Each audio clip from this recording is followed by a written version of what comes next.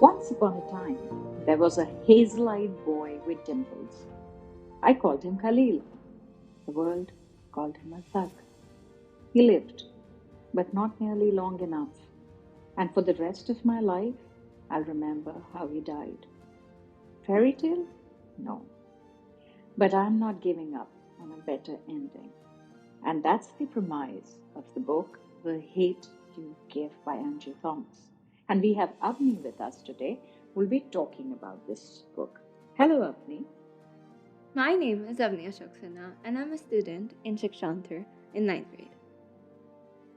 16-year-old Starr Carter moves between two worlds, the poor neighborhood where she lives and the fancy suburban prep school she attends. She's living a precarious balance.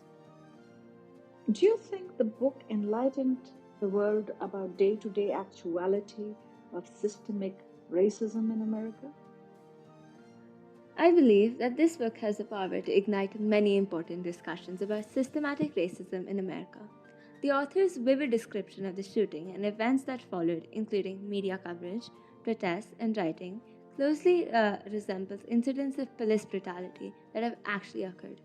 The parallels between reality and fiction have helped me understand how racism has affected the American society and how it is still a significant problem. You know, Avni, this book has made me feel every single possible emotion at the same time. It was truly incredible.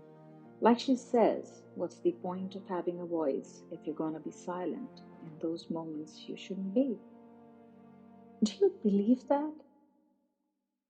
I do personally agree with this statement. I like to use my voice in any situation which involves any sort of injustice and consider myself an ally in talking about important issues which are not spoken about as often. I believe it is critical for people to speak up because we, as humans, frequently assume that someone else would speak up or take action in response to a certain circumstance by cause of intervention, which is also known as the bystander's effect. That's so right. Now let's shift focus. Broken criminal justice system where the police can violate the civil rights of thousands of people publicly and openly with almost no consequence at all. How can we let it continue? And it's not only America that we're talking about, it is world over. We can't let this continue as it violates basic fundamental human rights.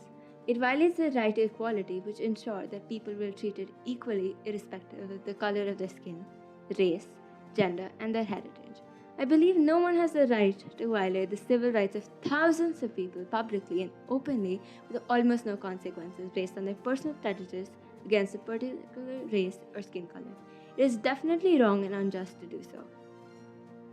You know, honestly, Avni, I don't think we need any social experiments to understand oppression. I feel books would do the same job, and that is what we are trying to achieve through Bookbibuli, bringing out books that are giving a message, that are bringing about empathy, that are showing the problems that the world is facing. And I feel that the book can do the same job if you can read, absorb, and assimilate. I think while social experiments may also help understanding situations and perspectives, books can also do the same job of putting you in other people's shoes and see things from their perspective. For example, while reading The Hate You Give, I couldn't exactly feel Star's pain and journey, but I was able to understand her. So, therefore, I believe that books can actually help you absorb and assimilate situations. Bookbibuli is a book discovery platform where they share reviews on different books. I do encourage you to check out their podcast on Spotify. And like the book says, the truth casts a shadow over the kitchen. People like us in situations like this become hashtags, but they rarely get justice. I think we all wait for that one time, though, that one time when it ends right. Is this it? Was this the crux of the book for you? In this book, the author does a very good job of portraying a real life situation where justice is not served, as there are many cases every day where another person of color is killed and nothing is done about it. Despite hoping things might change, sometimes they never do. That is a very interesting perspective of me. Well, okay, so Starr was my hero. From her relationships to her flaws, a sense of humor, an insight for justice. I rooted for her all the way. What about you? I look up to Starr as she is a very opinionated and strong individual. I admire her courage as she was able to lead her community to a brighter future, and in the fact that she showed them how to overcome injustice and fight for the change in their community. Starr showed the public of Garden Heights that they couldn't just bow down to the law and let them get away with unjust actions. They can actually make a difference if they unite as one.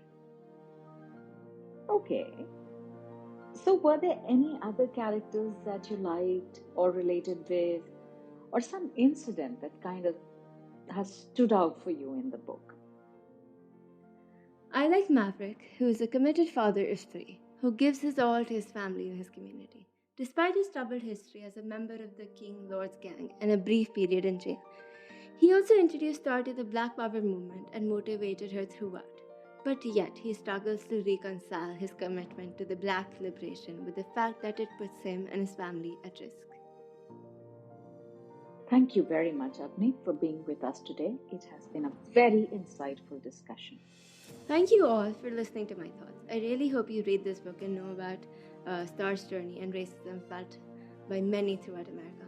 Thank you. So, there, folks, like I told you earlier, Star moves between two worlds, a poor world and her fancy prep school world. And both these worlds are shattered when Star witnesses the fatal shooting of her childhood best friend, Khalil, at the hands of a police officer. Khalil was unarmed. Soon afterward, his death is a national headline. Some are calling him a thug, maybe even a drug dealer and a gangbanger. Protesters are taking to the streets in Khalil's name. Some cops and the local drug lord try to intimidate Starr and her family. What everyone wants to know is what really went down that night.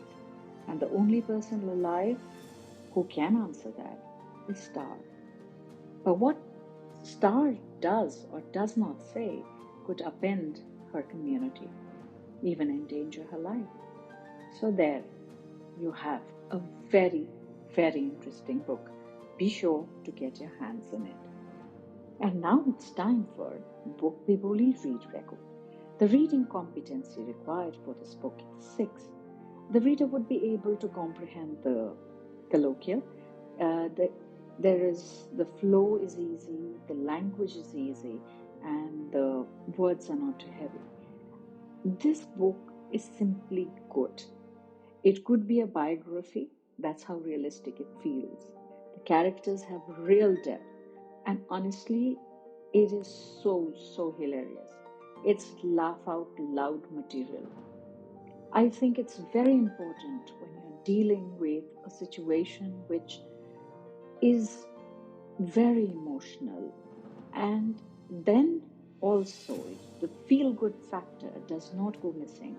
That is very, very important for me. You can possibly finish it in 3 to 4 days, and you can read it with breaks. The genre is young adult and realistic fiction.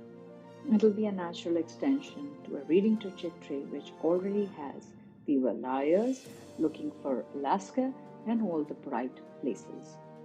The book is obviously disturbing.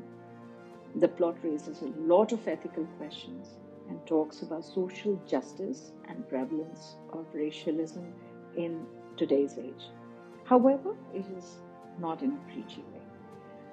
The book would only be suitable for ages 14 and above. And once you've read this, you're ready for Paper Towns by John Green. All the best and happy reading.